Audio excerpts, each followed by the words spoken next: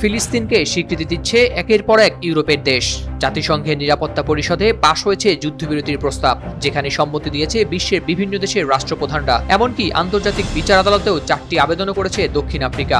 এত আন্দোলন, নিষেধাজ্ঞা ও মামলার পরও থামানো যাচ্ছে না বর্বর ইসরায়েলকে। একের পর এক হামলা করেই চলেছে তারা। 7 জুন শুক্রবার গাজা শহরে রাতভর হামলা চালায় ইসরায়েল। তাতে ধ্বংস হয়েছে অসংখ্য বেসামরিক ঘরবাড়ি এবং মারা গিয়েছেন অসংখ্য মহিলা, শিশু ও বৃদ্ধরা।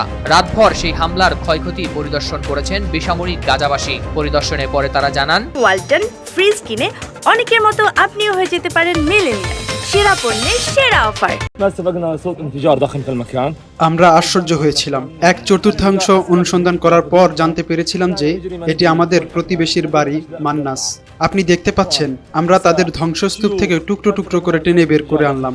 আশেপাশে তাকাতে আমি জানি যে এই বাড়িতে শুধুমাত্র অরক্ষিত বেসামরিক লোকরা বসবাস করে, যারা কোনো প্রতিরোধ বা কোনো কিছুর সাথে জড়িত নয়। অপরদিকে আরেক বাসিন্দা ইউসুফ আল দালু জানান, আমরা একটি প্রচন্ড বিস্ফোরণের শব্দ শুনেছিলাম এবং আমরা সেই জায়গার দিকে রওনা হলাম। আমরা আমাদের বাড়িতে ধাক্কা অনুভব করলাম, তাই আমরা গিয়েছিলাম এবং আমরা শিশু, মহিলা ও বৃদ্ধদের দেহাবশেষ দেখতে পাই।